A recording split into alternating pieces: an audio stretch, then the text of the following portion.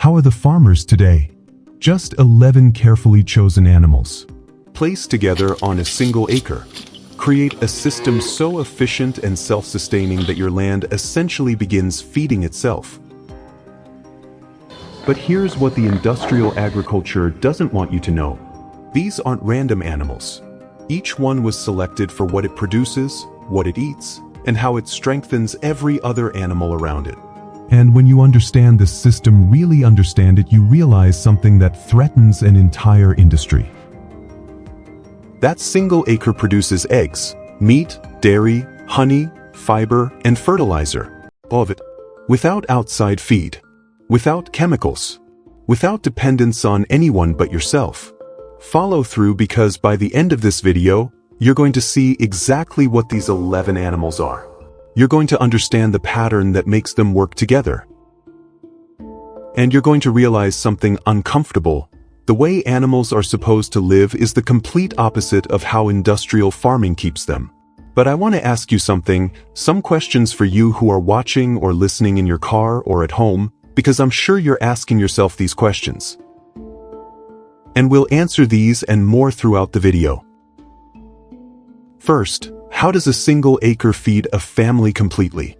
Second, what makes these 11 animals different from the commodity animals the industry raises? Third, what are the real costs, the ones they don't show you, of industrial farming? And fourth, which of these animals could you start with on your land right now? Because here's the thing that industrial agriculture doesn't want you to understand. When you see how this system actually works, when you realize that your land can be completely self-sufficient, everything changes. You stop needing them. You stop trusting their systems. You become independent. And that's what they fear. So let's find out what these 11 animals are. Let's understand why this system works. And let's talk about what the industry has been hiding from you. Don't forget to follow us to help us grow, and leave your opinions in the comments. Alright, so how does this actually work? How does 1 acre feed a family completely?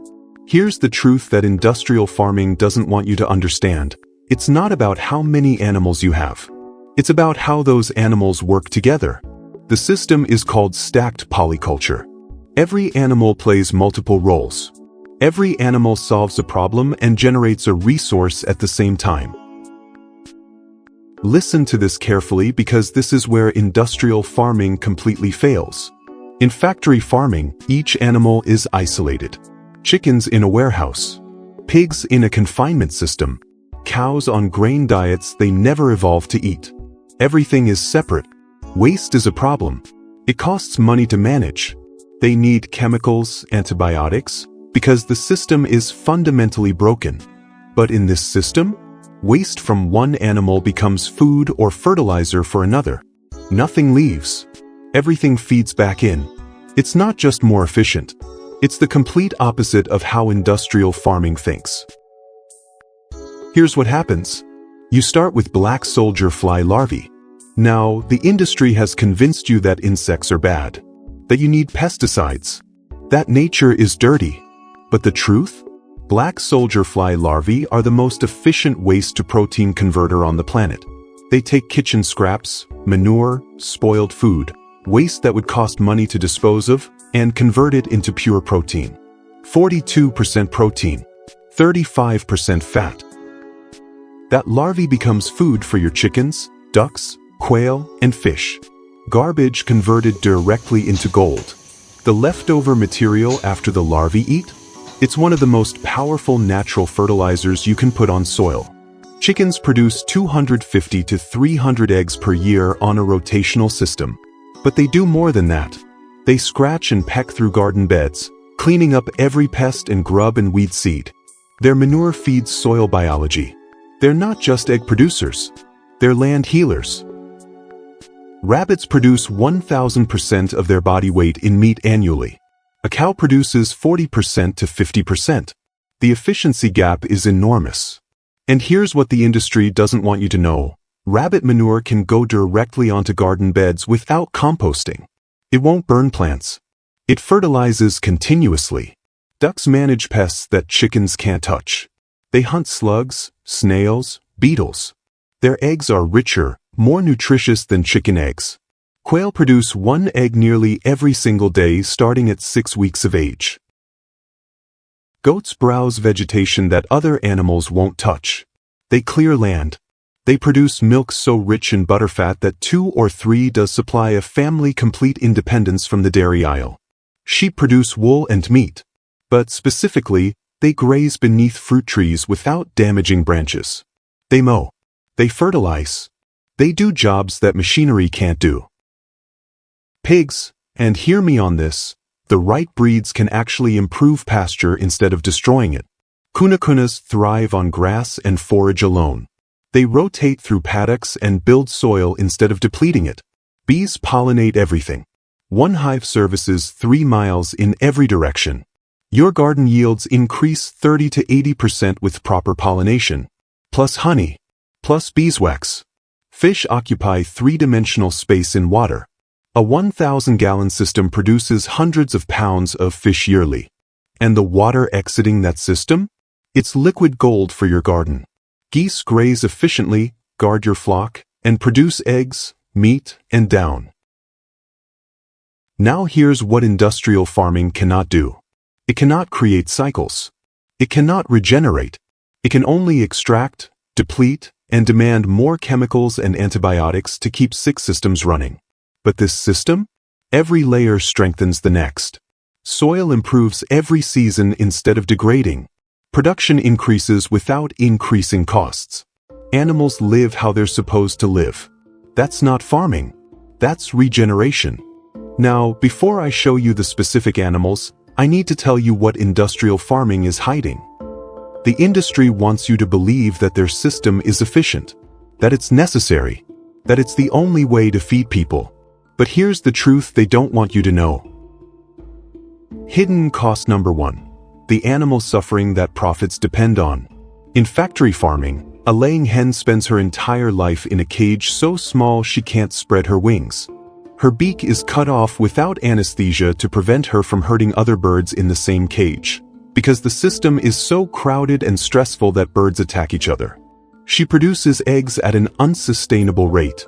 Her body depletes of calcium. Her bones become brittle. By the time she's 2 years old, she's spent. In this system, those same hens live in rotational pasture. They walk. They dust bathe. They express natural behavior. And they still produce 250 to 300 eggs per year. Better eggs. Healthier eggs. And the hens live actual lives. The industry knows this. They hide it because once you see how an animal should live, you can't unsee it. Hidden cost 2. The environmental destruction. Factory farming produces more greenhouse gas emissions than the entire transportation industry combined. Industrial cattle ranching drives deforestation. Monoculture crops require massive chemical inputs that poison water systems. But here's what they don't tell you. Regenerative grazing systems actually improve soil carbon. Rotational grazing builds topsoil instead of depleting it. In just 10 years, a properly managed system can go from degraded land to rich, fertile soil.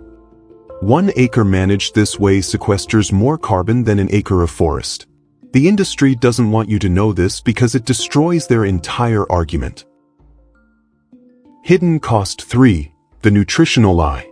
A factory-farmed egg has half the omega-3 fatty acids of a pastured egg. Industrial beef has less nutrient density than grass-fed beef. The nutritional difference is measurable and significant. But the industry sells you commodity eggs at commodity prices and tells you it's all the same. It's not. Your body knows the difference. Hidden cost number 4. The disease and antibiotic problem. Factory farms use 80% of all antibiotics in the United States. Not because animals are sick, because crowded, stressed, filthy conditions require constant antibiotics to keep animals barely alive. Every time you eat that chicken, you're eating antibiotic-resistant bacteria. You're contributing to a public health crisis. And the industry knows this. In a system like this, healthy animals in healthy conditions don't need antibiotics. One well-managed BSF bin and rotational grazing eliminates disease pressure entirely. Hidden cost number 5. The economic trap. Here's what the industry really doesn't want you to know. Every time you buy commodity food, you're funding a system that wants you dependent. Dependent on their prices. Dependent on their supply chains. Dependent on their chemicals. But the moment you understand that your acre can feed you, the moment you realize you don't need them, everything changes. You're not a customer anymore. You're competition. I'm not saying this to be dramatic. I'm saying this because it's true. The entire industrial agriculture system is built on making you believe you can't produce your own food, that you need their expertise, that you need their chemicals. And the second you realize you don't, you become a threat. So they don't want you to know that 11 animals on 1 acre can feed a family completely. They don't want you to know that your animals can live good lives. They don't want you to know that regenerative farming builds soil instead of destroying it. But you're watching this video, so now you know. So which are these 11 animals? And more importantly, what's the pattern that makes them work? Here's what matters. I'm not going to just list them. I'm going to show you why each one belongs and how they connect. The foundation, black soldier fly. Before moving on, hear this out completely because this tiny insect might be the single most important piece of the entire system. The black soldier fly is nature's most efficient waste-to-protein converter. It takes garbage, kitchen scraps, manure, spoiled food, and converts it into premium protein that feeds everything else. The industrial system has spent decades convincing you that insects are pests, that you need pesticides, that bugs are problems. But the truth? This one insect quietly supports the entire farm. The layer of eggs, chickens, ducks, quail. These 3 birds each solve different problems. Chickens produce the volume of eggs most families need, but they also scratch and clean soil, pest management, manure production. Ducks hunt pests that chickens can't reach. Their eggs are richer. They manage slug and snail populations that destroy gardens. Quail produce 1 egg per day starting at 6 weeks of age. They require minimal space. Their meat is considered a delicacy by chefs. The pattern here, same resource eggs, different niches. One system, multiple outputs. The layer of meat, rabbits, pigs, poultry. Rabbits are the protein conversion champions. 1,000% of body weight annually. Wire-bottom hutches above garden beds mean continuous soil fertilization while they produce meat.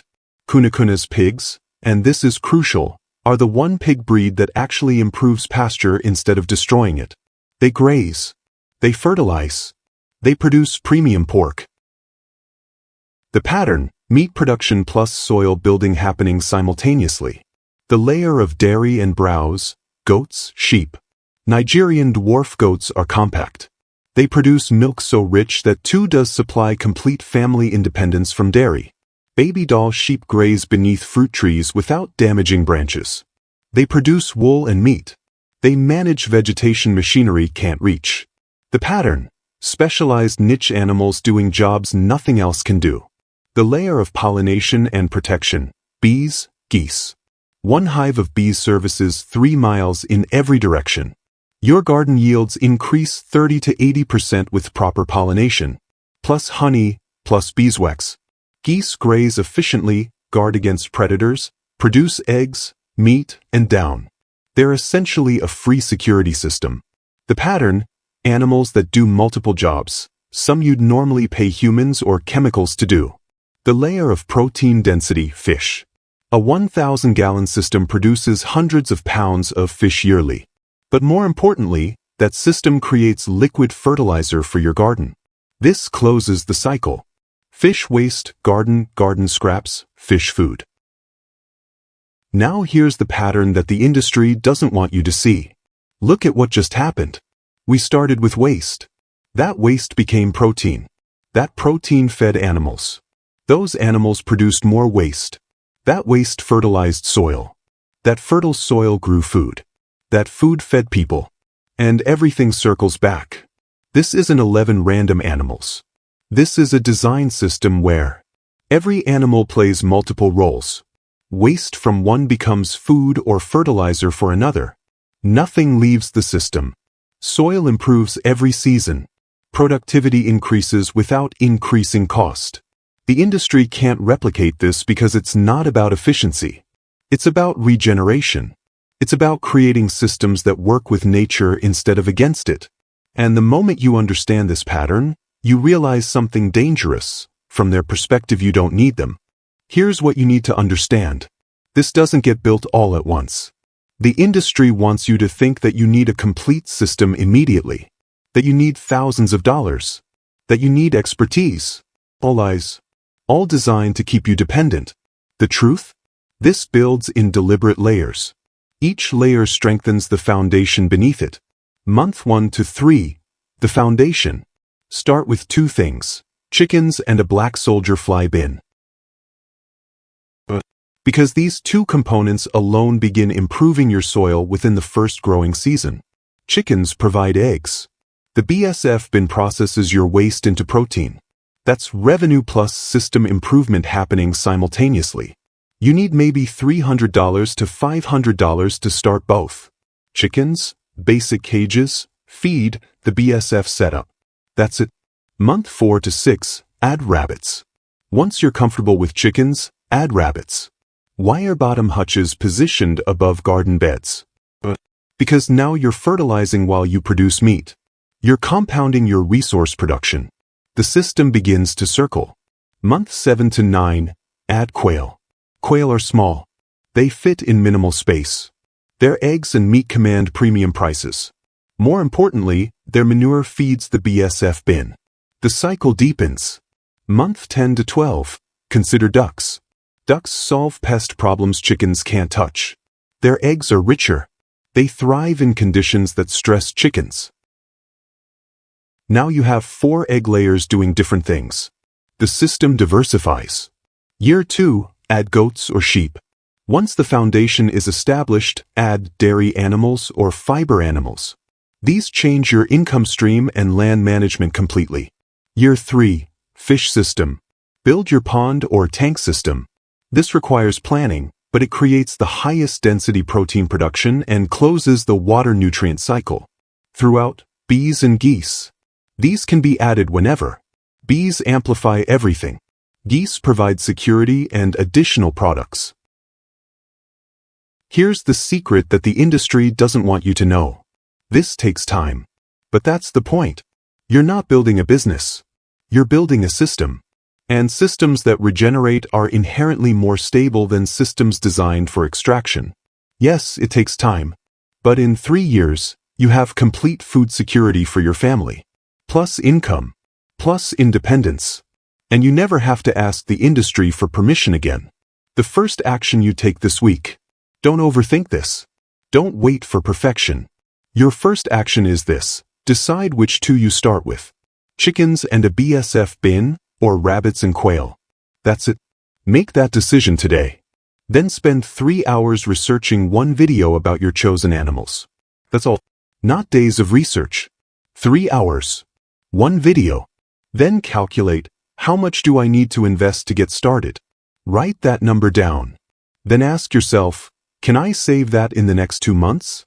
If yes, commit to a start date. If no, can you start with just 1 animal? Most people never reach this point. They watch, they learn, they think, maybe someday. But someday never comes. The difference between independence and dependence is the decision you make right now. So here's where we are. You now know that 11 animals on 1 acre can feed a family completely. You understand the pattern.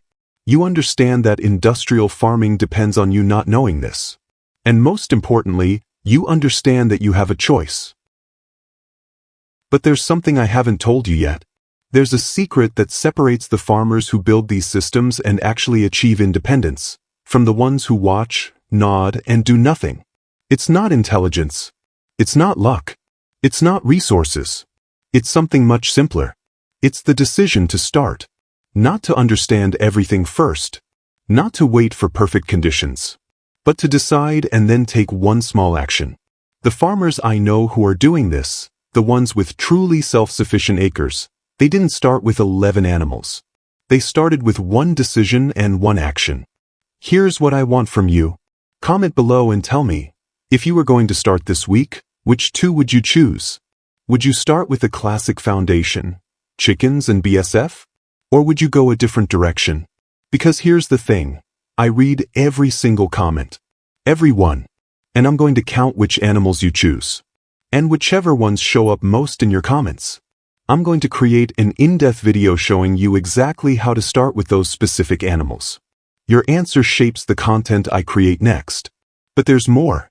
In next week's video, I'm revealing something that changes everything about how you understand this system. It's the element that makes the difference between a farm that works and a farm that regenerates at an exponential rate. I can't put it in this video. There's too much information. But next week? It's the answer to a question you probably haven't even asked yet. So you don't want to miss that. Here's the last thing. The moment you decide to build this system, everything changes. Not immediately, but over 3 years? You look back and you realize you've built something that will feed your family and generate income for the rest of your life. No corporate dependency. No supply chain anxiety. No wondering where your food comes from. Just you, your land, and 11 animals doing what they were designed to do. That's the life the industry doesn't want you to have. But now you know it's possible. So comment. Tell me which animals intrigue you most. Which ones scare you? Which ones excite you? Because your comment isn't just a comment. It's your vote for independence. And it shapes what I create next.